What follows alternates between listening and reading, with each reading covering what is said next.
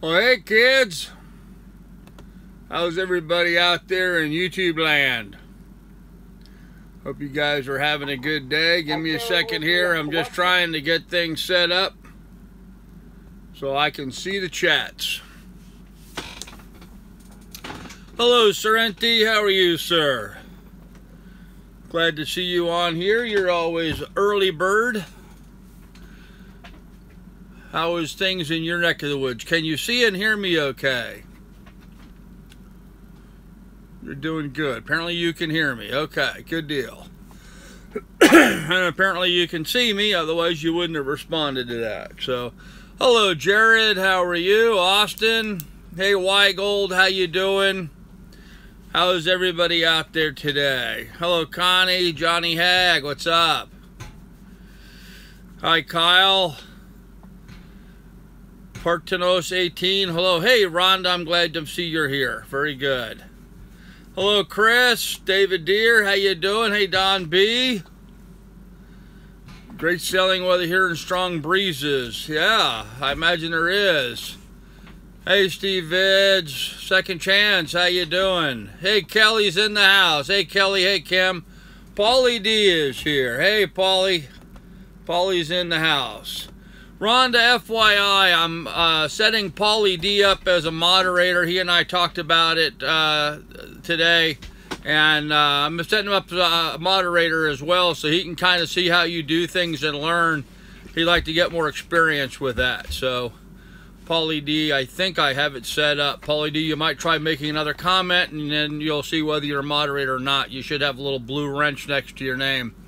Hello, Dave, Christine, Smoking, how you doing? Hey, Whole Shot, Terry, Akula, hello, how is everybody? Of course, I'm talking here on the phone in the cabin, and the dog thinks I'm talking to her, and so she's getting all kinds of excited. Let me back up here, and maybe she can come up. Oh, yeah, that's what she wanted to do, was come up and get in my face, so no, dog, you can't tear that up. You can't tear that up, no. All right, get down. Good dog. Ah. Anyhow, she had to get her licks in. Hey, Rob Jones. Hey, Mickle. How you doing? Hello, Tweety Bird. Hello, Chris Rushing. Hello, Connie. See what happens? She gets excited. She starts coughing on something. Go lay down. I'm not talking to you. Anyhow, hey, Catfish. How you doing? Ahoy. Hey, King of Chuck, how you doing? Nice to see you here. Let's see, Connie, Chris, Weigold. I think we've got everybody saying hello to everybody. I don't know if I missed anybody. Just, you know, speak up and we'll try free hashtag free Lily. She's free. She's running around loose here. So, Weigold, the topic today. The topic today is old grandpa's an idiot. I am an absolute idiot. Wow. I spent 3 to 4 hours today preparing a whole bunch of stuff for my YouTube, for my live stream here. To make my, oh, okay, thanks Rhonda, but you gotta put the link to the video up. Yeah, let me, hey Tanner, let me explain to you what I mean by that.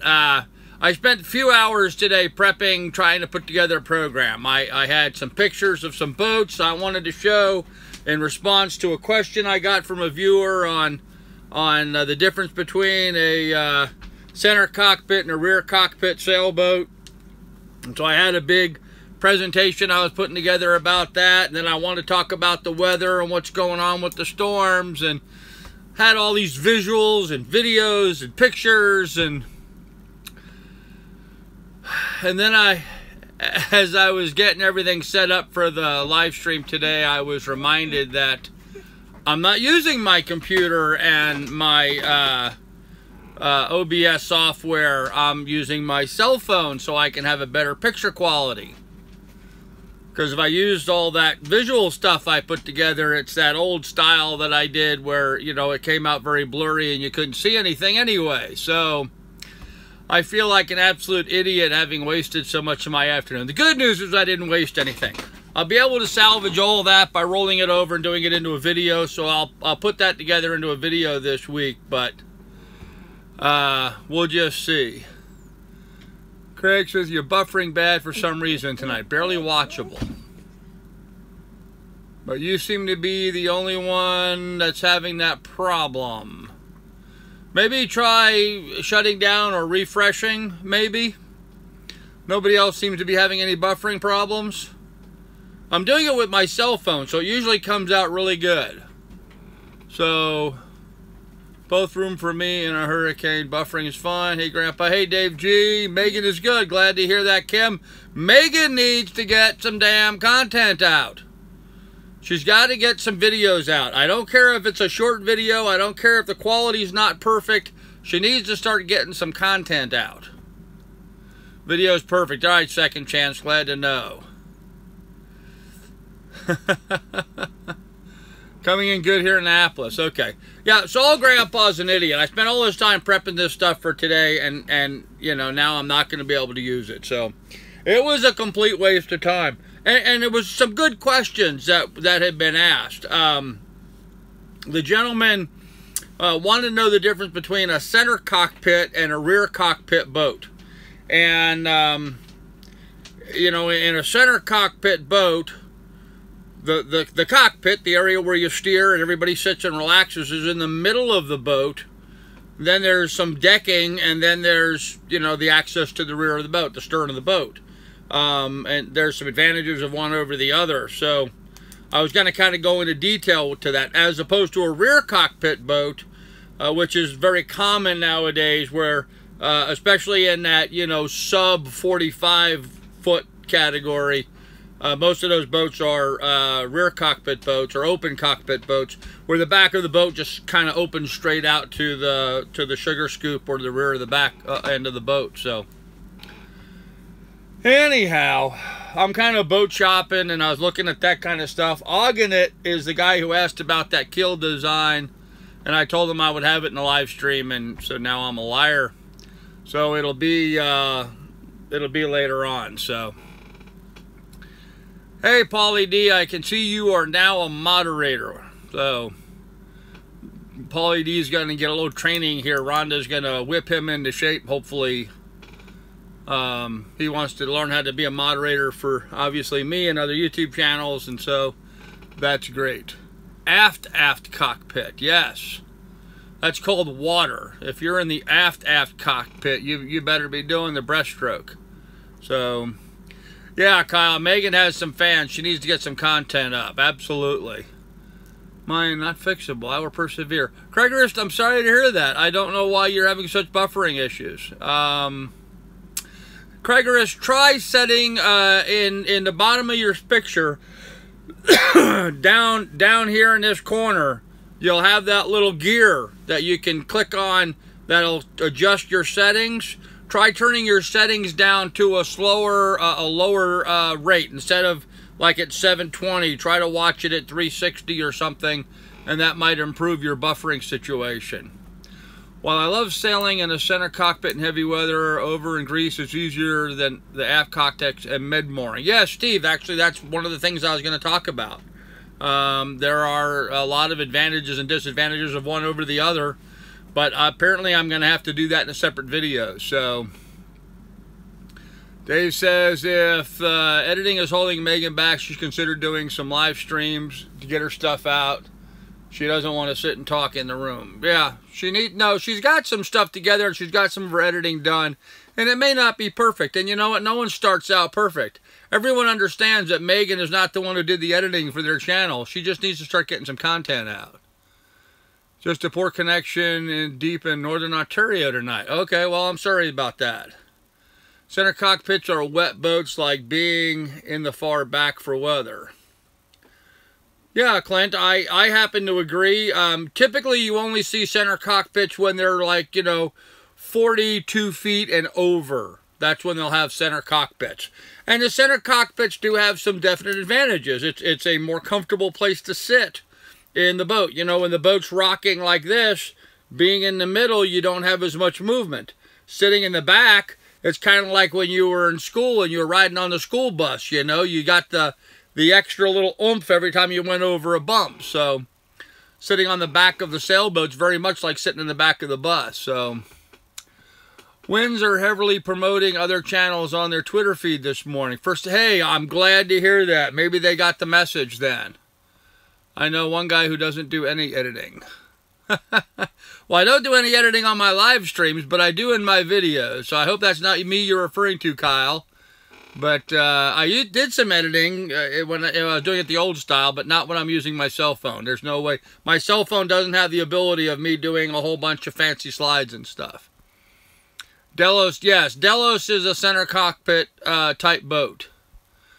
Even the first Delos episodes were kind of... everybody, hey guys, you know, if you're going to get on YouTube, you start. You put out content. It's going to be crap content, but you go from there. You keep putting out content, and you get better at it. It takes time. I've got 250, 260, 270 videos up already. And, you know, I watched the very beginning, and you know what? I still suck at YouTube. I absolutely suck at YouTube. I'll be the first to admit it. I don't do anything fancy. I'm not, you know, any great guru on how to do this. You know, I suck on YouTube. I'm getting better. I'm learning to improve. I'm learning a bit more editing as I go along, but it gets better. King of Chuck says, very little editing, Carl. Hey, I'll be the first to admit I suck at YouTube, but, you know, you can get as fancy as you like.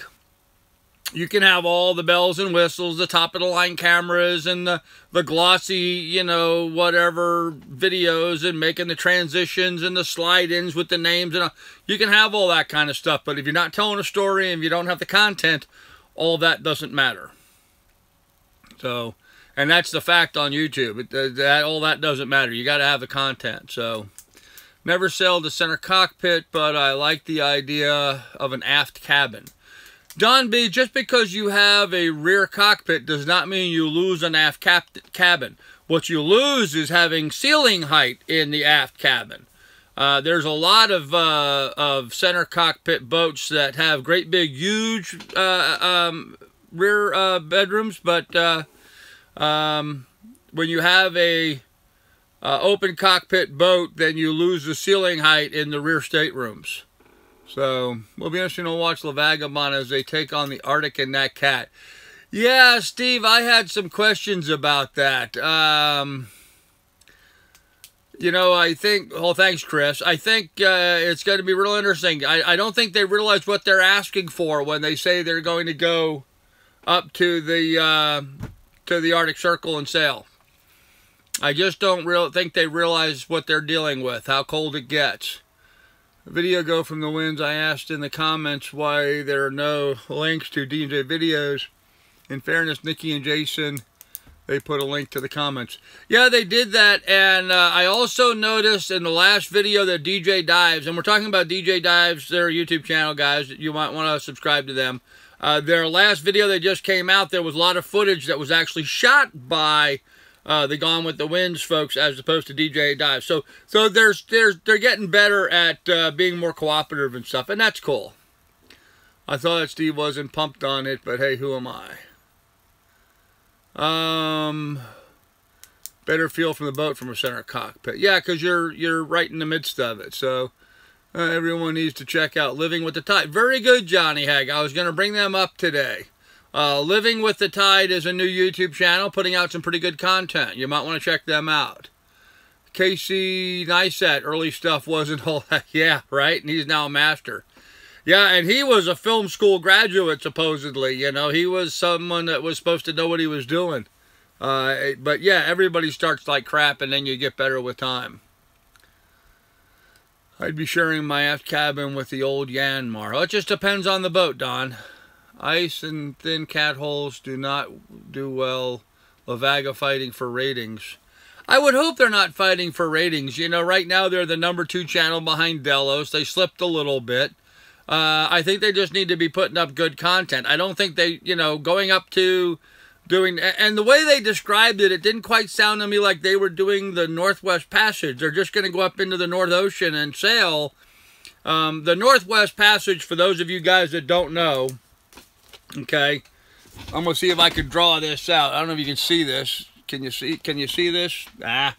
Anyhow, you know, you've got, all right, let's just say that's North America, and then over here is Greenland. The Northwest Passage is coming up over the top of North America. Here's Alaska up here. It's coming up over top of North. There's my shitty picture. It's coming over top of North America and over and around Alaska, which I know quite a bit about since I live up here in Alaska. They didn't quite describe it that they were actually going to go that far. So I don't know if that's what they're doing or not. So, yeah, they're having a heater installed. They better get a few heaters installed. They're going to need a whole lot of them and a lot of very warm clothes. I mean, guys, it's September. I'm wearing an insulated long-sleeve shirt up here in Alaska already. July and August, where they're going to be in the North Passage, they better have some warm weather clothes on there. And I don't know how well that cat's going to do in those kind of temperatures. There will be ice in the water. And there will be a lack of facilities. So it'll be interesting stuff. I mean, everyone will be, you know, glued to their screens watching them do that if they're serious about it. But taking that catamaran up there would not be my first choice. I would want something a bit, you know, better for that kind of situation, but we'll see. North Atlantic in the wintertime is a whole new experience. They seem to think it will be easy. 40-foot swells are not unusual, and rogue waves go a hell of a lot higher. Yeah, Smeggy, and there's huge tidal changes. High tide and low tide can be just amazingly different, and I don't know if they have the experience for that kind of stuff. They're not going to the Northwest. Yeah, I was kind of confused as to where their route is. I don't know exactly how they plan on... I don't think they're doing the Northwest Passage. I just think they're going to go up into the North Oceans. But still, they're going to have huge tides to deal with. So, Vago will cross the Atlantic and then move up the East Coast. They did say they were going to come over and go up the East Coast of the United States. So, that'll be fun. A lot of people will be able to talk to them and stuff. They'll be stuck on the boat all the time. Yeah, you don't do any swimming, and they were already talking about having to carry a gun with them because of bears, so that could be interesting as well. Any buyers for the farm? Yes, James. A little update on the farm front. We have had some people come and look at the property. We've had some people... I've been getting a lot of people pulling in the driveway and backing out. I've had some calls from some realtors. I had a call yesterday from a realtor who had some people that were, you know, supposedly interested. I've not heard anything else yet, so nothing definite. Just, you know, we're moving along, trying to find a buyer. So doing all we can, getting all the advertising out in every place I can imagine. Doing all I can to try to attract people. So hopefully we'll get something here pretty quickly. The dog wants me to throw her little raw chew hide for her. Go lay down. Go lay down. As a youngster, I helped build the Mika 2 from keel up and then lived on it for a couple of years. YouTube won't allow me to provide a link to the boat. Doc, if you type it out not as a URL, like, you know, instead of putting a period, type out DOT, you can usually type it out long form that way. You always try to be different than your competitors. Well, maybe so. It gets so cold they might make a baby. Oh, they'll definitely be holding each other tight at night. It's going to be cold up there. Good night, Rob. See you later, bud. Riley's been needing a challenge. This will be fun to watch. Yeah, that's true. Yep, that is true. Regarding the discussion about selling the Vagabond not being true to their earlier stuff and selling out, etc., I watched their last video and their first ever video back to back. They're still the same. Yeah, Dave, I happen to agree. I think there was a little bit of change with them getting onto the new boat, and a lot of people were frustrated with the change. People don't react well to change. They don't. People just don't react well to change, but I think in the long run they'll be fine. So, LOL, my newfie just got a bath today. That was fun. Yeah, I know a dog that could need a bath. I spent some time in the Arctic and flown over the big white bunnies swimming 50 miles away from land and bergs. The Arctic is not a place for lone tourists. No, it is not. What's your offensive on lions and tigers? Okay, well, the whole idea I was talking about lions and tigers and bears was in preparation for me to show you a video about all the storms that were going on. Lions and tigers and bears, meaning, you know, what was it, Katya, Irma, and Jose. Of course, right now, you know, I almost feel like we should have a moment of silence for all the damage being done in Florida. Irma went through the Florida Keys and just tore it up. Just absolutely tore it up. And now she's moving up through the west coast of Florida. But, you know, she's such a big storm, she's covering the entire state. I mean, it's ridiculous to say, well, it's on the east side, it's on the west coast. It's over Florida. Florida's only 150 miles wide, and the storm's 400 miles wide. So she's a big old nasty girl, and she's doing a lot of damage and tearing up a lot of stuff. So that was why I was saying lions and tigers and bears, but that whole idea got thwarted because old Grandpa forgot that I'm doing the live stream with my cell phone, and so don't have the technology to bring in all those visual aids doing it this way. Unfortunately, my internet service just doesn't have fast enough upload speeds for me able to do much with that. Lily, go lay down. Kennel. Kennel. She's just up here wanting me to pet her every second, so I got to put her up for a little bit. How do you think Irma is going to affect the used blue... Oh, gosh. The used blue water boat market is going to blow up. 2.5 million in Florida without power. Yeah. There's going to be just a ton of beat-up boats on the market. Just a ton. Absolutely going to be a flood of them. And it's going to be a buyer beware situation. Going to be very careful what you buy, and you're really going to have to look at, and I strongly recommend that you get surveys done by competent surveyors so they can see what's going on, because it's going to be ugly there for a while, and boats are going to be dirt cheap. People will be giving them away. Lily's back in jail just for a little bit. How's the weight loss going? It's going, but not as well as I would like. It has been raining a bit. I've been walking anyway, even in the rain. So we will see from there.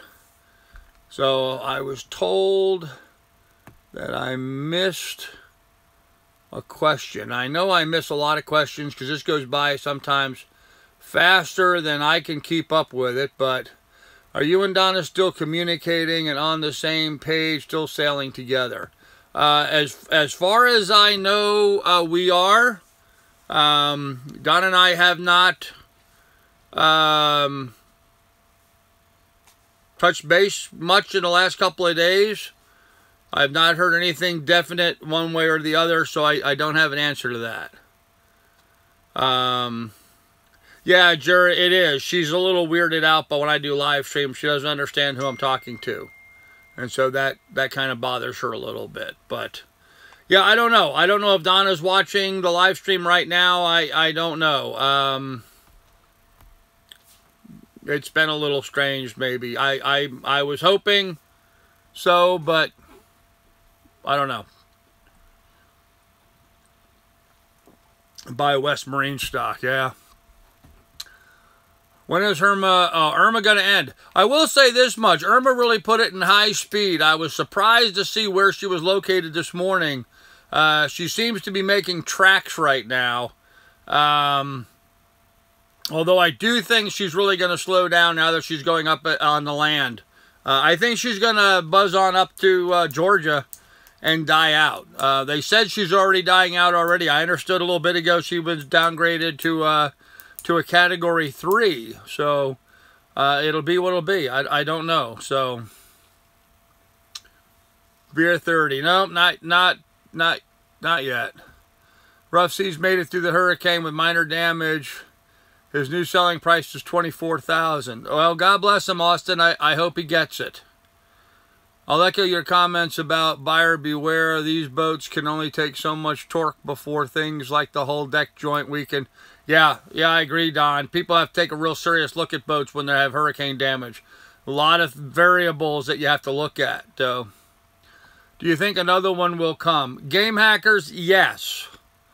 There already is Jose out in the Atlantic, and there's some others coming in behind him that are forming right now. And if you look, actually, you know, I put up that VENTUSKY website. And I'm sorry, guys, I'm missing a bunch of stuff here. So if you're asking me a serious question and I don't get to it, please ask it again. But if you go back and you look at that and you open that up so you can see the entire planet at one time, there are hurricanes or tropical storms, well, storms, period, because some of them are tropical, in all the oceans, in the Atlantic, in the Pacific, in the Indian Ocean, in the Arctic Ocean, in the Southern Ocean. There are storms over England right now, obviously Irma and Jose. Storms out in the Pacific, storms up by Japan, down by Australia, all the way up in the Arctic. There are, you know, there's high-speed winds and twisters all over the place. I mean, it looks like right now that the satellite view of the entire planet just looks like someone's just messing with everything. There's just storms everywhere. So I think we're going to have a lot more activity, and I think it's going to be a real active hurricane season from now probably into the 1st of November. So sorry I'm late. What did I miss? Scurvy, you didn't miss a whole lot. Okay, I know I missed a bunch of comments there, guys. I'm sorry. But if you will, just go ahead. If you need me to answer it, please re-ask. Many beat-up boats for sale. What do you think will happen to the market for undamaged boats? I think it's going to be a problem best ever I had, because a lot of those undamaged boats are going to have to prove that they're undamaged, because, of course, all those people with damaged boats aren't going to admit that their boats are damaged. So it's going to take the boat market as a whole down. I think we're going to see a whole lot of boats coming. It's going to really be, I mean, there already was a buyer's market. Well, it's really going to be a buyer's market now. And anybody out there that wants a great deal and is willing to get their hands dirty and do some work on a boat, you know, you're going to have some great opportunities. So how would you handle a situation if you got caught in a storm or open seas? Good question, Austin. The best way to deal with that situation is not put yourself in that situation. That's easy to say. You're still going to get caught up in those. Although in today's day and age, with the technology that we have for weather tracking and stuff, you really ought to be able to avoid that for the most part. But, you know, your worst case scenario is you strap yourself down below and hold on. That's about all you can do. So, good to see you, Grandpa Loaf, always from Virginia. Hey, Steve, how you doing? Oh, I missed some stuff from David Deere. Finally made it. Hey, Johnny Hagg. Still a buyer's market. Lots of boats. Yep, market's going on flooded with flooded cars. Yep, a lot of flooded cars will be out there for sale. Should a survey handle the owners that don't admit damage? If you have a survey done, whole shot, you should have a pretty clear idea of what the condition of that boat is, regardless of whether the owners admit it or not. Might have second thoughts for a while. I don't know if I would have second thoughts. I just want to make sure you have a survey so you know what you're talking about. Second Chance Sailing says Grandpa had to laugh at slow boat sailing, saying his boat would be back on the hard with 4 scaffolding poles holding it up. Yeah, there's a... Yeah, I know what you're talking about. So, biting my tongue here in case you couldn't tell. There's an Atlantic storm hitting the west coast of Ireland today. Nothing like Irma, but pretty bad for sure. Yeah, Dave, that's what I was talking about earlier. You guys are getting a storm hitting you guys right now. Turn the bow into the wind. Always, but it's not always easy to keep your bow into the wind. What's your thought of Sailing Mischief? They're getting a lot of hate. It's unfortunate, Clint, that they are. But, you know, here's the thing. Other boats have moved out of the Caribbean and gotten themselves to a safe place. Sailing Mischiefs, you know, have their boat in St. Martin. The storm hit St. Martin pretty badly. It destroyed their boat. I mean, they're lucky to be alive, frankly. The way the storms went through St. Martin and Barbuda, Anguilla, they're really just lucky to be alive. So I think a lot of people are voicing their frustration that they put themselves at risk like that. They should have moved their boat well out of the area. Now, some people have told me, well, their engine wasn't working. You know, Sailing Uma doesn't even have an engine, and yet they got their boat well out of the way. So it is a sailboat after all. The best way to avoid having damage from a hurricane is don't be in a hurricane when it happens. So, and there's lots of places you can go to in a 2 or 3 day sail, anywhere. I don't care if you're in the Bahamas. In 2 or 3 days, you can be outside of the hurricane belt. There's places you could be, and with today's technology, we see those storms coming 6, 7, 8 days out. So the possibility is there. Now, it's not going to be a pleasant sail. You're probably going to have high winds and big waves, but you can get your boat out of Dodge and yourself and protect your own life. So I guess that's what my comment would be. Make sure the surveyor knows what to look for. Don, the surveyor should know what to look for already. They do have training for that. So, asking $50,000 from patrons to buy a new boat. Well, you know, they're a nice couple and people may want to help them out. So, that's fine. I don't have a problem with people doing that. They were putting out some pretty decent content. And, you know, there would be a whole lot of boats available. I don't know that their particular boat was worth 50, but I can tell you right now, there's a whole lot of good boats on the market for a whole lot less than that. Would it not be safer to look for a boat on the West Coast? Yes, absolutely. Right now, if you want to avoid all of the hurricane boats, definitely look for one that's over on the West Coast. A pox on anyone crowdfunding for a new yacht while others' lives have been decimated. There you go, Don. I agree with that. Best place to be in a hurricane is elsewhere. Absolutely. I haven't heard that their boat had been destroyed. Yeah, Kyle, their boat sank. No certification for surveyors in Canada. Huh. Yeah, and Don, there's really not surveyors here, but there is associations that they get involved with. And, you know, the best thing you can do with hiring a surveyor is talk to some other sailors and get recommendations from someone that, you know, for someone that knows what they're doing. So, Weigold says, all I got to say, Carl, someone upstairs must have been, yeah, right? God protects those fools. Right now, I'm really glad I didn't buy the rough seas. Yes, it's confirmed that their boat was wrecked. We're in Grenada and left, which seems like a... Yeah, they were in Grenada. They were in Grenada, okay? It's a one-day sail from Grenada down into the ABC Islands, well out of a hurricane zone. So, I mean, they were in the right place and went the wrong direction. Yeah, if you get on their Facebook page, I think they're making some posts on the Facebook page talking about their boat and what happened to it. Newbies just don't know what they should do. Well, there's a lot to that, last guys. You know, there's a lot of... I know on my channel I come off sometimes like a smartass, like a know-it-all. I don't mean to do that, but I've researched stuff, I've sailed enough, I've learned enough, I've experienced enough that I kind of know that you shouldn't be there. And when people go out and get on a boat and are taking their lives in their own hands, because you really are, okay? When you get a boat and you go out sailing, you're really doing that. You got to know what you're doing, and you got to do your homework. So they're professional. It's what they do. You're referring to the surveyors. Yes, they should know what they're doing. So message is held for review. He's not as smart as Grandpa. Wait a minute, I didn't get to review that. That is just putting out the knowledge, be smart. Well, thanks, Smashhead, I appreciate that. I'm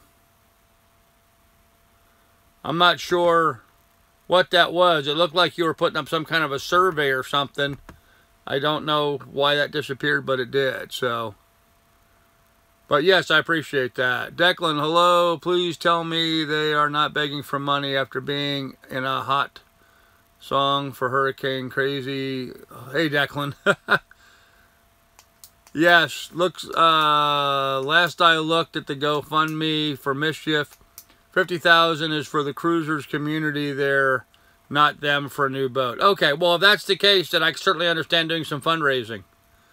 Let's be honest, there's a lot of other boats that have been lost in St. Martin. They just have a public profile because of YouTube. You know, it's interesting that you bring that up, Dave. What I am really surprised at some of the so-called, you know, experienced professional sailors that lost boats. Distant shores. Paul and Cheryl Shard, who have been sailing for decades and know what they're doing, they left the boat in St. Martin. They left their old boat in St. Martin. Now, they're currently building a new one, but they left their old boat in St. Martin, and I understand it almost got destroyed. So I don't think it did, but it almost got destroyed. It got damaged by another boat falling into it, but it had been up on the hard. So, you know, just because you're a newbie doesn't mean you can make those mistakes. Even experienced people can do stupid things from time to time. So, Boat Life is a good video on surveys. Yeah, there's a few of them out there. Hope all is well with everyone. Yes, Kim, I think everybody on here is doing okay. I don't think it was bad taste for Sailing Doodles to put a top 10 islands part 2, considering most of them were decimated. You know, it's still his top 10, and I don't know. Okay, you can get rid of that guy. I'm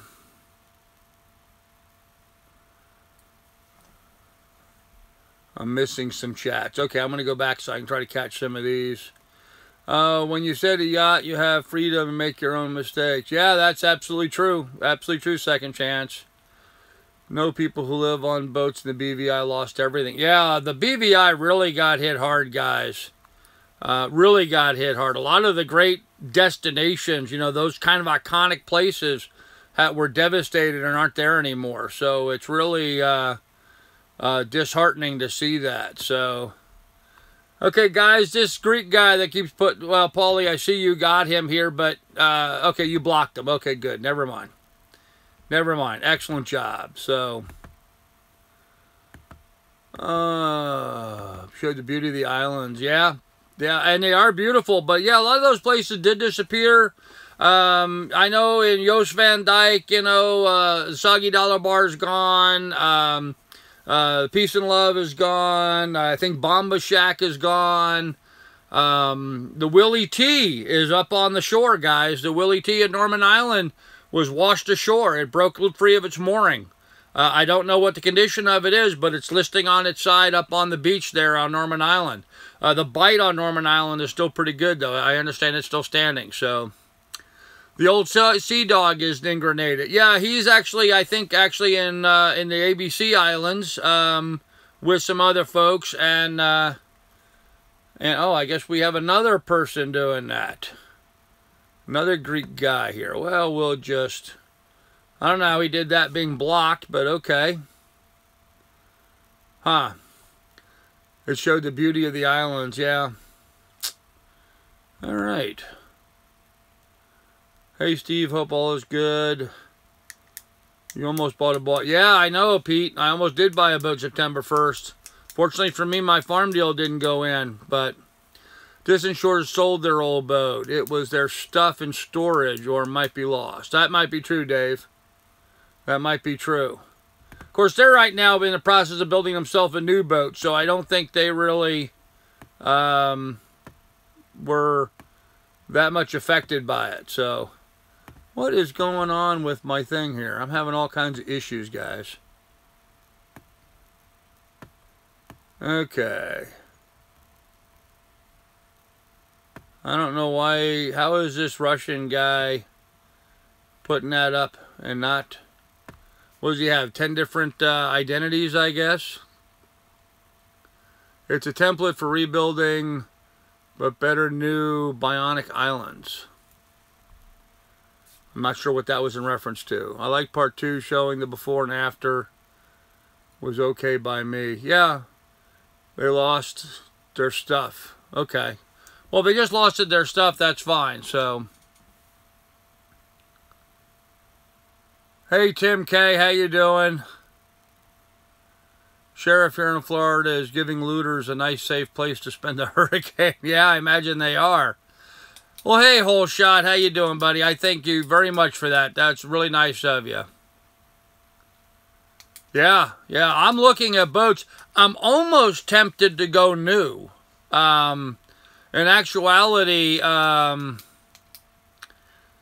with me selling the farm now and not doing owner financing, I might actually have enough money to do a down payment on a new boat. So that's obviously one way of certainly avoiding a hurricane-damaged boat. Of course, that said, sometimes those dealers will take a damaged boat and spiff it up and then sell it as a new one. So, super windy here in Sarasota. Yeah, Christy, I imagine it is. I imagine it is. It's just scary down there what's going on in Florida. Canada requires a boater safety class. Is there any place else that requires it? Yeah, Jared, unfortunately, no, that's not the case. Very few places actually require anybody to have any kind of licensing to drive a boat. So, yeah, I agree. New boats do value quite considerably as they're coming out of new. Hey, Ian, how you doing? Breaking the ice, Chris, couple bucks will help. Yes, it certainly does. Every little bit helps. Thank you, Whole Shot. And that's going to get forwarded into the new boat. So whether it be a new boat, it's probably going to be a used boat. Okay, the reality of it is, guys, my credit's probably not good enough for me to buy a used boat. The only reason why I'm thinking that, and the only reason why I'm mentioning that is, I am contacting boat manufacturers about possibly working out some kind of a deal on the boat so I can get a boat that goes cruising on. But that's the extent of that. I'm not going to be able to just go out and buy a boat, because if I go out and start a new channel, I'm not going to have the income that I'm going to be able to guarantee myself I'm going to be able to make payments on a boat. So, and Christy brought up something, insurance companies. I really don't want to have to deal with an insurance company. If I buy a boat and finance it, I would have to deal with that. So that's really something I would look forward to. Do insurance companies require sailing certification? No, they don't. But they do put a whole bunch of requirements on where you keep your boat and where the boat's stored and that kind of stuff. So, yeah, a new finance boat would be a pain in the butt. So, well, good, Ian. Thank you. Careful due diligence will call out storm damaged vessels. Absolutely. Yep. Yeah, Kim, I think people already are doing everything they can to help out where they are. So, the rough seas could have... And guys, if I missed your comment, I'm sorry. They're we're getting so many people watching now, it's hard for me to keep up. So, rough seas could have been hit too. Actually, James, the rough seas did get some damage to it. It's floating, but it did get some damage. Thinking outside the box. I hope you can get the manufacturer. Yeah, I'm trying to think every way I can.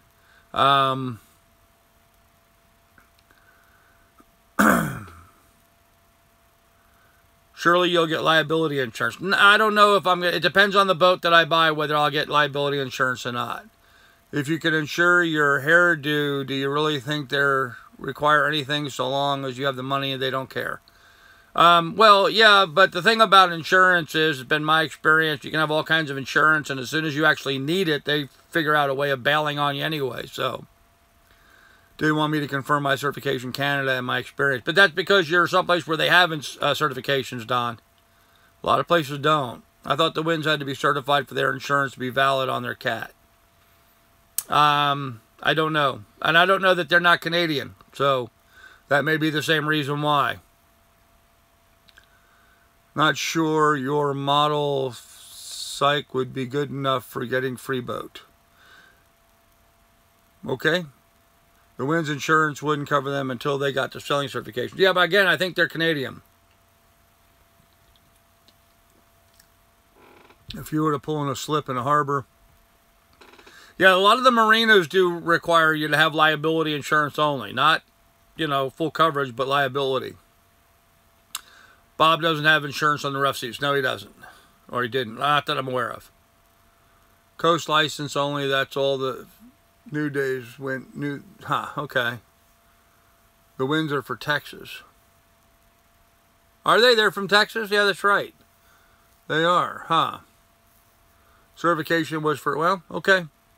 I don't deal with boat insurance, guys. I've never owned a boat that I had insurance on, so I don't have an experience with that.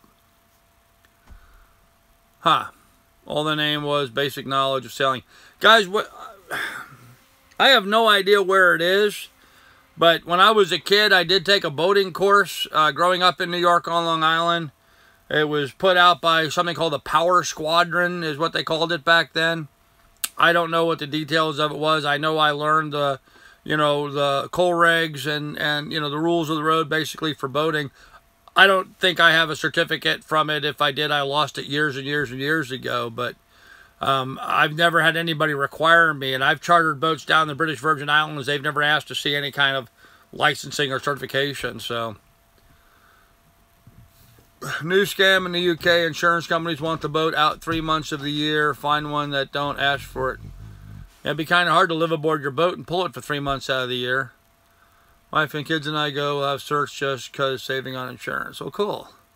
Insurance does not want to cover you out of the country. No, they don't. Virginia requires a boater safety course credit card captain. Yes, Christy, and in a lot of ways, I guess you could say I was a credit card captain being down in the BVI.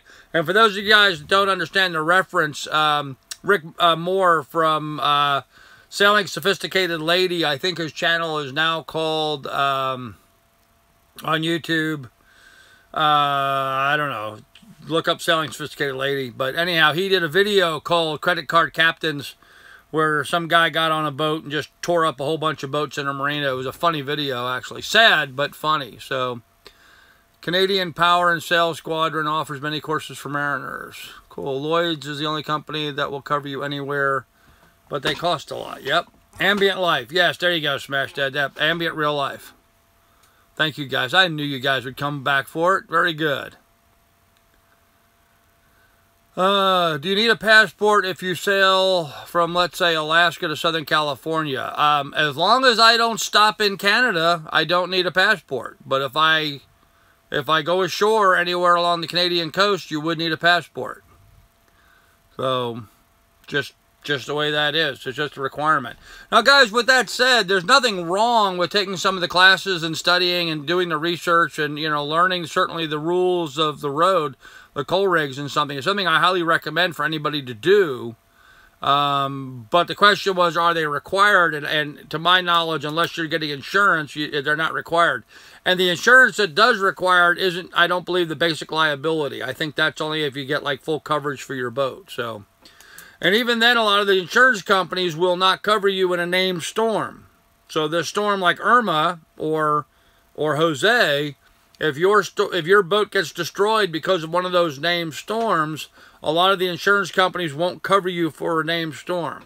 They also won't cover you if you're so many miles offshore. I mean, they have a whole lot of outs that they have in their policy to give them the ability to deny coverage and then not pay you after you've been paying your premium for years and years and years. So, a lot of insurance companies will insure you. Are you getting your info from? Are you referring to me, Declan, about they'll insure you? I don't know. I have a captain's license. Yeah, captain's license is always great. Throw on proper use of VHF is a basic requirement too. Absolutely, but Don, they would normally have that as part of the training that you would take. If you worked out a deal with a boat, man, they would not... Yes, if I worked out a deal with a boat, they probably would require some kind... Unless I paid for it cash, which I don't have, I'm sure they would require it to have some sort of insurance. Where are you getting your info from? Because that's bullshit. Tracy. You're talking to Tracy then. I don't know.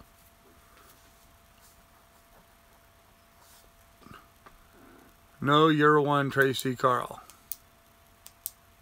Okay. It's just like the Wind said, they did a lot of research on their insurance and plans for doing the best thing. Yeah, and, you know, there are some, I mean, there was one channel that actually got ruined. There was a YouTube channel that got ruined by their insurance company. I don't remember their name. You guys will probably remember the name. It was a young couple down in Key West, Florida. Spent a great deal of time, putting a lot of time, effort, energy to fixing up their boat. The insurance company required them to hire a licensed skipper to move their boat from point A to point B, and that licensed skipper ran their boat into a bridge abutment, as I remember, and ended up, yeah, sailing Rusty Mermaid. There you go. And sank their boat. And so now they're not doing a YouTube, or not doing a sailing channel anymore. So, require a sailing certificate before you set off. They won't tell you until you sign the contract. Captain Scurvy, I've chartered in the BVI from a couple different companies, and they've never asked me for any kind of certification. Or maybe they asked me and I said I don't have one, and they chartered to me anyway. So, then you get hit up, pay for a captain. Huh. Carolina is coming. Now, I will say the first time I chartered in the BVI, I did hire a captain. It wasn't their choice. I just wanted a captain so as not to deal with it. So, Sailing Salty Mermaid, was that it? Okay. Restricted operator certificate marine is required in Canada. You know, Don, I'm going to tell you, I think it's probably something everybody should have. Everybody should be required to take, I mean, just like driving a car. You should have a certain competency level. I'm not advocating that it's not required. I'm just saying that, to my knowledge, it's never been required of me. I've driven a boat many times. I've been stopped by the Coast Guard. They never came up and said, hey, you have to have a license to drive this. As I understand, it's not required. So anybody can go buy a boat in America and just go out and sail or go out and run around with it. So, is there anything left of the Florida Keys? Not much. It's really been tore up pretty bad. Have you ever been invaded by pirates? No. Bob was captain of Salty Mermaid. Canadian yachting certificate. There you go. Only over 9.9 horsepower. Late to the show. Hey, Scuba Joe, how you doing? Like to see a certificate because there's lots of idiots out there just driving. Yeah, I think it's a good idea, personally. I think it's a good idea to have a certain competency level. A written test, road test. You know, you should be able to sit down, take a test, and be able to answer certain questions. Hey, Keith, how you doing? Keith's in the house. Yep, VHF certification. Yep, I think all that should be required. It can be a hazard not only to yourself, but to others if you don't know what you're doing. Yeah, absolutely, Catfish. Lions and Bears. Take care, guys. Okay, Carolina man. Nope, we're not talking about football, although we've been watching a lot lately. Any news from MJ? I've not heard anything from MJ at all, except for their last video they put out, but nothing update since then. Yeah, Keith, you're right about the Florida Keys. You know, this is not something new for them. They get hammered and they rebuild, and they get hammered and they rebuild. So, everybody invaded by young bikini babes. No, but I'm certainly willing to give that a try. Weather Channel just reported on it. Okay. No problem, Carolina, man. You take care. MJ Selling doing okay according to Facebook updates. All right, good deal. They are fine. MJ posted something this morning. They were okay. Good to know. Good to know. Yeah, Steve, let's not even talk about my Buckeyes. Oklahoma kicked their butt. You know, it's really sad. It was just really sad. It really shocked me, but, man, the Buckeyes do not have a team this year. That's pretty obvious. Yeah, ha, ha, ha, ha, ha. Hey, Grizz, how you doing? Yeah, Oklahoma, and I really thought Ohio State was going to blow out Oklahoma. I was really disappointed in them, but oh well. Swedish bikini team. They would be nice. Charter contact in the BVIs require ASA, or you'll offer to train for $1,000. Huh. Maybe I just worked with the right companies. I don't know. Who did Catco is who I chartered most of my boats through. Catamaran Company. And maybe they say they require it, but they've never required it of me. Maybe that's something new they're doing. Because I've been chartering for a while. Maybe because I've been chartering for a while, I don't know. I don't know. The first half was good. Yes, Jared, the first half wasn't too bad. It was a good, close game, but then it went to hell. Michigan fan. Uh-oh. Uh-oh. You guys are going to have to block Johnny Hagg on here. No, I'm only kidding. I'm only kidding. Don't do that. Yeah. Good game, Michigan. Ohio State game's always a good game. Thanks, Kelly. I appreciate that. I guess Rick Moore's video woke them up. Well, you know, and I know I come off as a bit of a hard ass with my criticism on some people on the way they take care of their boats or their irresponsibility with the boats and stuff. But, you know, that's exactly why I do that. So other people will get the idea in their head, maybe that's not the right way to do things and we should do something a little different. So, yeah, Rhonda's anti-OSU. She's not a Bucks fan. Well, the good thing about the Keys is that Andrew went through there. They did a lot of rebuilding Cat 5 reinforced construction on their buildings. Well, Keith, yeah, that's true. What's interesting going on in the Keys right now, they have some new regulations in place. There's a lot of people that own vacant lots there that now are never going to be allowed to build on. They're really limiting the amount of construction and new construction going on there because the population base is too large for the infrastructure, in other words, the one highway, for everybody to evacuate on. So until they really double the size of the road in and out of the Keys, they're really limiting all new construction on there. So after this hurricane, I think it's going to be very difficult to get a lot of building permits in places because, once again, they've been reminded as to how tight that road is. So, yeah, it's going to be interesting to see what happens there with that. It's going to be real interesting. So, Rick Moore looked like he was suffering from a bit of depression in his last video. I didn't pick up on that, but I guess I'll have to go back and look. He didn't seem to be very happy-go-lucky, though, that's for sure. Bedtime. Okay, Declan, you take care, buddy. We'll see you later. Try to be safe out there. Anyone know if Key West Kayak is okay? I don't know. Wonder if the wild chicken population survived. Always, Tracy. Those chickens are always, I'm sure quite a few chickens died, but there will always be wild chickens in the Florida Keys. I'm in the process of getting my dive master certification and my instructor certification. That's cool, Chris. That's something I need to do. I've got advanced open water. I'd like to do the rescue diver and finish my certifications.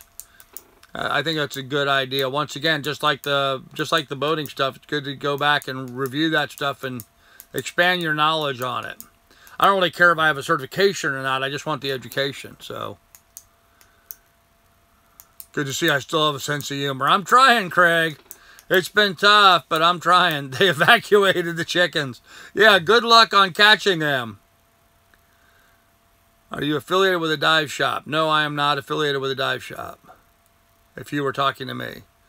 They wrapped them in newspaper. Oh, I did see that. Yeah, some people did have their own private, but that wasn't the wild chickens. That was just people's flock. Pfeiffer's posted today, and Ren was very emotional about her friends in the islands. It's good to know.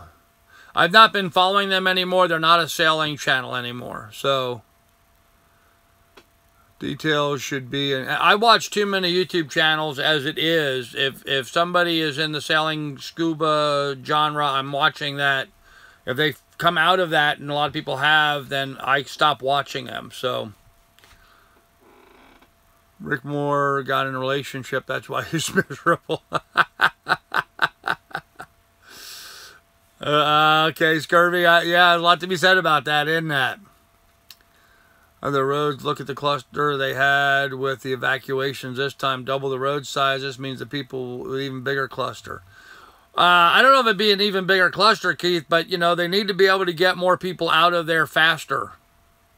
Otherwise, what they're doing is stopping development, and that kind of goes against my thinks about, you know, if you own land, you should have the right to develop your own land. So that's your property rights. So I don't know.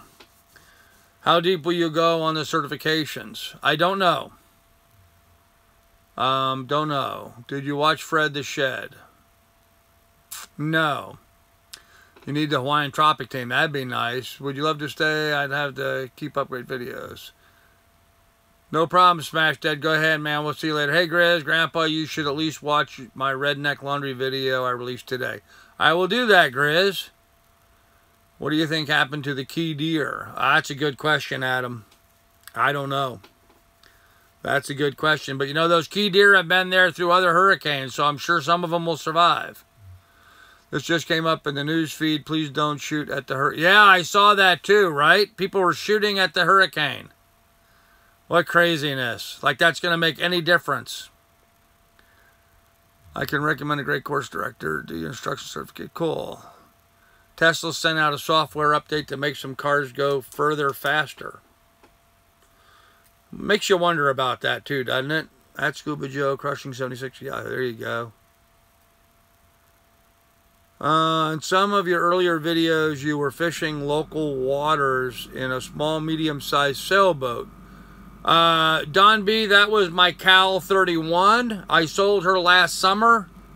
Yeah, I was using her to fish up here around Alaska and do some sailing around here in Alaska. But she wasn't big enough to do what I really want to do cruising-wise. So I sold her with the idea of buying a bigger boat and going.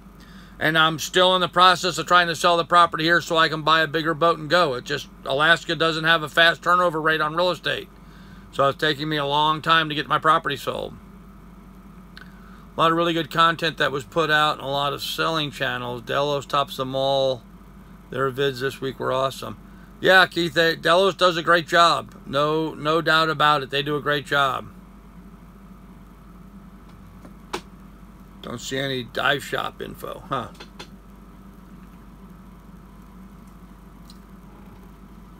Do you like the quality of the cow? Cows are built like a brick, you know, poop house. I think their build quality on their hulls is phenomenal. But, you know, the interior finishes of them just aren't well suited for today's lifestyle. But yeah, I think cows are a good, solid, heavy, well-built boat. They make for good bones for someone to buy and gut and rebuild and do something else with. But yeah, I think the cows, I've owned 2 cows. I've owned a 30 and a 31. And I remember with my 30, I remember my engine cut out on me just as I was approaching a slip at way too fast a speed. And I gave a hell of a big wrap to the dock as I pulled in. Made a big dent in the wood, the big heavy treated wood on the edge of the dock. Didn't hurt the cow one bit. So one day I am looking for something in that 38 to 42 foot range, somewhere in that neighborhood. Yeah, like Wayne and Trace said, 37 to 45. I don't know if I want to go that big. But yeah, something bigger. I love cows, especially the 40.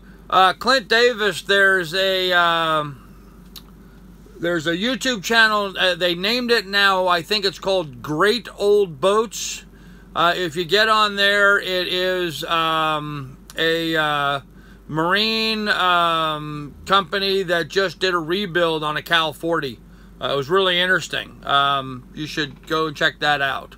But I think the channel is called Great Old Boats. The thing many people often forget is that YouTubers are real people and their daily lives are lived out in the spotlight, so life challenges become a public peep show. Very true, Dave, very true. Yep, you get an awful lot of people knowing your business, that's for sure. I'll check it this evening and reply. Okay. Yeah, I'm actually caught up with the chat. Amazing. Didn't think that was going to happen for a while. Anyhow, what else did I have on my notes for today? So we talked about the storms being everywhere. You know, one of the reasons why I brought that up is because I know everyone's looking at Florida and what's happening here and what's happened in the Caribbean. We really got to think more globally. As a sailor, as a cruiser, I tend to think more globally than I do just as, you know, an American or an Alaskan. You know, when I think of myself as an Alaskan, I think of Alaska. If I'm an American, I just think of America and around America and our storms or stuff. But as a sailor and as a cruiser, I tend to think more globally, you know, and I think about, you know, Australia and China and Japan and the Philippines and, you know, Micronesia and all these other really cool places that are equally getting damaged and destroyed right now from an active hurricane season. So I guess my point was that people should think a bit more globally when they're thinking about sailing. There's a lot of great cruising grounds all around the world, not just the Caribbean and Florida or the Sea of Cortez in Mexico. So just something to think about. So okay, I missed a chat there and it looked like it was a juicy one. If you can't stand the heat, get out of the kitchen. There you go. I happen to like that a lot. The thing many people often forget about YouTube. Yep, absolutely. If you can't stand the heat, get out of the kitchen. And a lot of them are. You know, there's some people that can't stand the heat and have been getting out of the kitchen. There's a couple YouTube channels that have pulled the plug for just that reason. So, trolls can be useless if you let them get to you. Yep, they certainly can be. And that was actually an interesting thing that you brought up, because I was doing a video. I actually recorded like 5 different versions of a video this past week while I was driving, and none of them really came out well enough for me to use. But I was kind of trying to announce a bit of a change in my website, a little policy change. Up until this past week, I've let anybody's comment stay on my YouTube channel. If it was, you know, unless they were attacking another person on my channel. But I mean, if they were attacking me, I didn't care. I left that up there. But this past week, I finally decided that I've had enough of that nonsense, because I've been getting too many people telling me stupid things like I'm too fat to go sailing, or and because of that I'm full of shit, or I'm not buying Bob's boat, so I'm full of shit full of crap because I didn't buy his boat and stuff. And some guy was saying that I should go out and cut down some trees and bring in a couple cords of wood so that I could prove to everybody I don't need to prove anything to anybody is. So my policy change is, from now on, if you post something on my channel that's stupid, I'm just going to delete it. I just don't have time to mess with it. So, I'm just not going to mess with stuff anymore. If somebody posts something dumb on there, I'm just deleting it. I'm not even going to respond to it. And so that's my new policy change. I've lost my tolerance for negative stuff. Life is too short for me to deal with any negativity in my life. I just don't want to have to deal with it, and so I'm not. And so I apologize for that. It leads to a suggestion of impropriety in my mind, but I just don't want to have to deal with it. So that's my policy change. If you don't like, I guess there's the other side of that too. I've been getting a lot of crap this last week because of my criticism of some other YouTube channels. And my thinking is this, you know, if you, just like you said before, if you can't stand the heat, get the hell out, you know.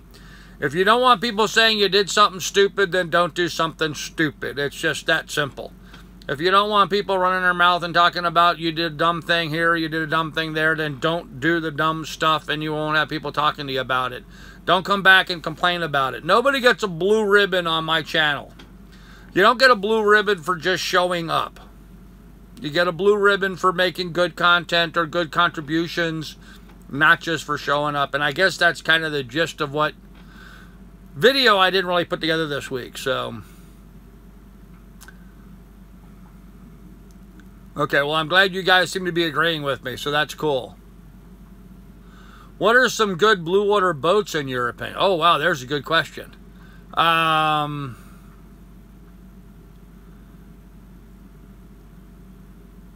from Doodles. Okay, I'm not a big fan of Amanda, so again, if it's not sailing related, I just don't have to deal with it.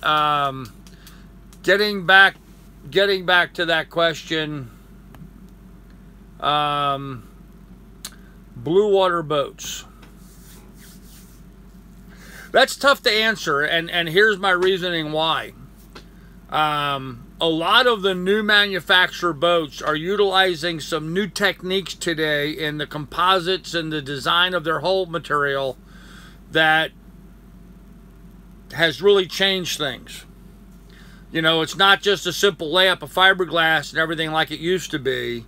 I was just reading an interesting article about Hunter, Marlowe Hunter boats now, and they're using this new infusion sandwiched high pressure process on making their boats. A lot of people don't seem to understand this, but the guy that owns Hunter boats has, like, I don't know, 1,000 people working in America. He's got a plant in China. He's got a plant in Asia, another plant in Asia somewhere, or I want to say the Philippines, but I don't think that's correct.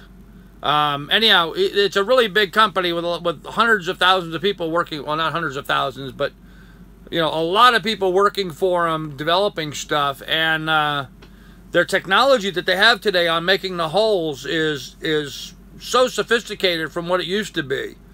So, you know, the old adage that you had to be, you know, an island packet, or you had to be one of these brands of boats with the big heavy keels and stuff. A lot of the new keel designs just aren't lending themselves to that, and we're seeing a lot of new boats that are really seaworthy. So it's hard to say what constitutes a blue water boat anymore. So see you, Catfish. We'll see you later. Sorry about that. I was trying to go back and check some stuff here, but you take care, man. Hunters have very light rigging. They did, Akula, they did, but if it's lighter rigging but better quality materials, is that a bad thing? You know, yeah, Amel, Pacific Seacraft, Island Packets, all of these are great boats that were considered to be the great blue water boats, but again, in today's technology, I don't know that that's necessarily the case. I think there's some newer boats coming out and some new technologies that are really changing things up. I mean, all those names that you guys were coming out with, I think, are all, you know, classically, historically good blue water boats. Of course, most of those companies aren't making boats anymore, or a lot of them aren't.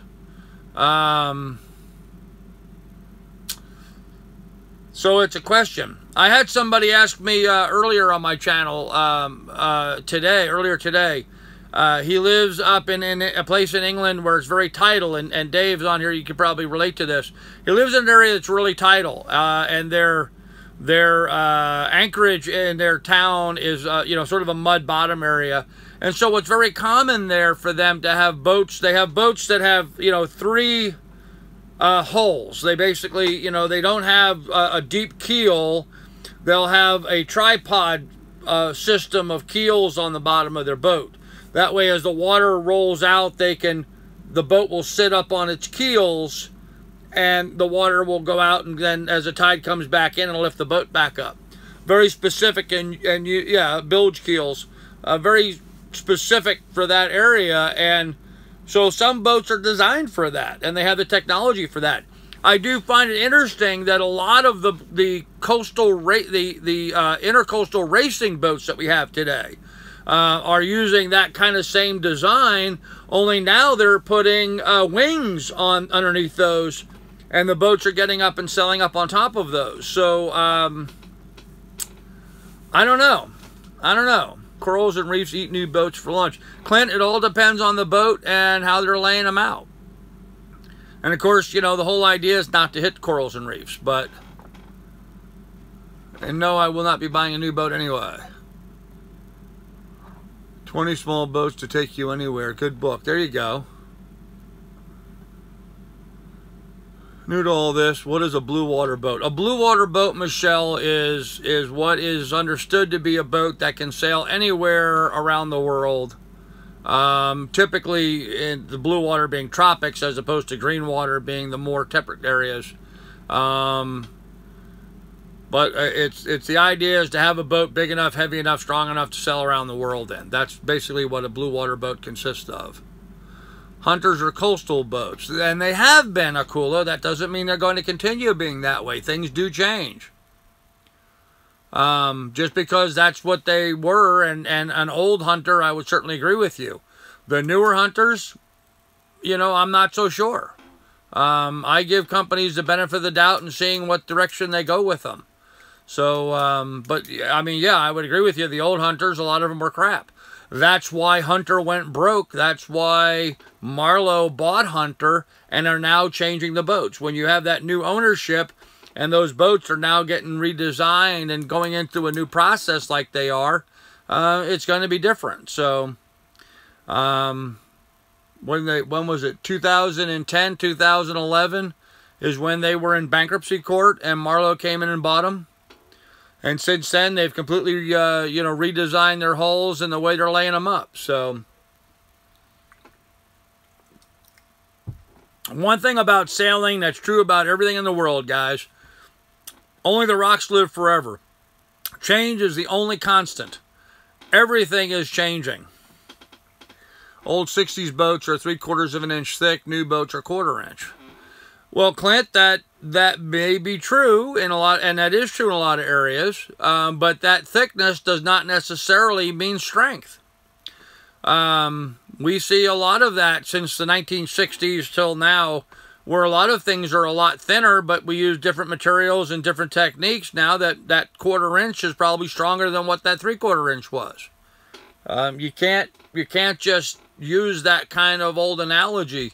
A lot of the materials are changing. Some. Now, I'll grant you, some of them are just going cheap. Some of the boats out there are just going cheap, cheap, cheap, and that I happen to agree with. But you got to do your homework and look at each boats and take a look at them and see where they're at today. There's been a lot of changes with some boats. Yeah, carbon fiber is a perfect example. Carbon fiber might be super thin, but I'd much rather have a 1/4 inch thick carbon fiber hull than a 3/4 inch fiberglass hull. The old 3400 thought it was a nice boat for its size and price. Well, now, Akula, that always was the thing for Hunter, is they were always providing a decent product at a price point, but they were aiming at a price point, a very cheap price. So, Drake has a good blue water boat. Yeah, he does. And there's a lot of good, blue water boats out there, but there's a lot of new manufactured boats. Some of them are being very well. Now, there are some of them that are just crap. I'll grant you that. There's some of the new boats out there that are just crap. But, the judge is still out how well they'll be doing in the near future. So, masts have been falling down on Hunter 44. Okay. So that's where you're referring to the rigging issues because of the mast, and that might very well be. I think if you look at any boat being manufactured, you're gonna find a weakness in almost all of them somewhere along the way. So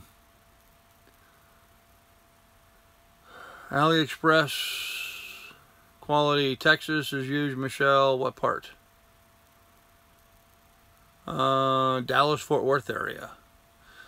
Guys, I was teasing someone from Texas yesterday. They were bragging on Texas, and I reminded them that if Alaska were to split in two, Texas would be the 3rd largest state in the United States. My little Alaskan Texas joke. New equals pricey. You get so much more for the money in the used market. And Johnny Hag, you really do. I mean, you really do. You're almost better off buying an older boat and fixing it up. So, yeah, I agree, Chris. There are a ton of good blue water boats out there. And absolutely, reading the cruiser forums is a great place to learn. Really is. Made thinner hulls that are stronger. Old hulls were shot with a chopper gun and were heavy and thick. And Akula, that's kind of what the design was at the time. They just kept laying it up thicker and thicker, adding strength and adding strength to it. So, but he's got Chris has got some valid points in that there are a lot of the newer boats that have had a whole lot of problems. So. Whole shot, but how much of Alaska is livable? Almost all of Alaska is livable. How much of it is habited? Not very much, but that's not because it's not livable. It's just because there's no infrastructure out there for people to get to anywhere. So people like to have roads. So ermines are Texas-sized polar bears. Oh, yeah, most of Alaska is livable. It's just that there's no roads or infrastructure to get anywhere out there. So a lot of the population of Alaska is just in one little small area. So they pay you to live there. It's so rough. They pay you to live here not because it's so rough. They pay you because as an Alaskan, you get your share of the oil revenue from the oil being pumped out of the state. That's where we get our PFD, it's called. So, guy on YouTube shot at old 60s hull with a 30-06 to not go through. It went through the carbon boat. That doesn't necessarily mean anything, Clint, but sure, okay. Don't get me wrong, Clint. I'm a fan of some of the good old boats. I bought and sailed on cows, so I'm not trying to argue with you. I'm just saying that a lot of the new technology today is definitely improved. Is there particular brands of boats that you look for when you're looking for certain boats? Definitely will stay away from. Yes, Kelly. Forecast looks for the snow. Look, yeah, we're going to have snow. I think we're going to have a lot of snow. It's gotten cold here early and damp. King of Chuck, our PFD changes every year. I think it's like, you know, it was like $2,000 last year. I think it's like $1,800 this year. It's not really, I mean, enough to really do, it's not going to change your lifestyle. So, Kelly, yeah, different boats that we're looking at. I'm actually looking at a number of different boats right now. Holberg Rassies, Bavarias, Catalinas, Dufors. You know, there's a lot of them. You know, and there's some I'm staying away from. You know, the old, like, just like Chris saying, some of the old hunters aren't really great. But, you know, will it be okay for the time being? I don't know. You just got to watch and see. Most homes out in the bush have private airstrips and hangars instead of carports. That's very true, Tracy. A lot of people up here only get in and out of their property by either flying in or snow machine in the wintertime. Gold pan cabin and some Kraken. Okay. As you get head around cement boats.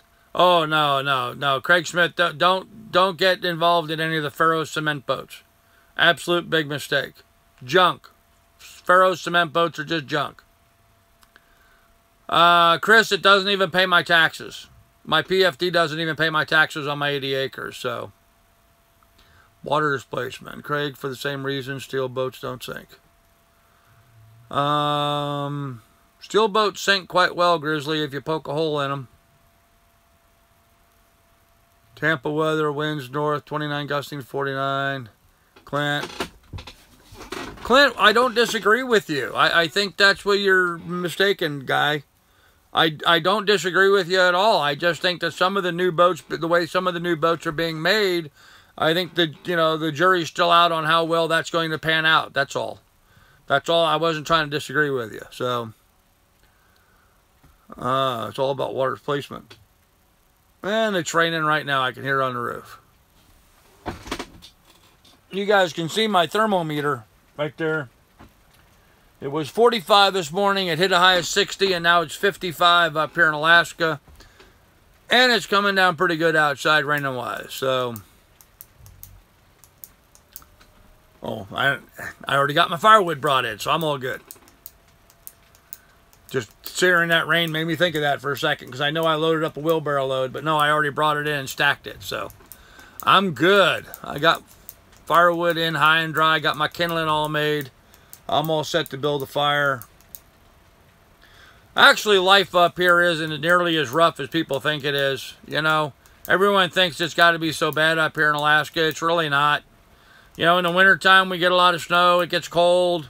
You dress warmly. You know, you go out and start your truck. You let it warm up before you go anywhere. My truck's a diesel, so I actually have to plug it into electricity for my block heater to warm it up before I can start it. Gotta add additive to the fuel, keep my fuel from freezing.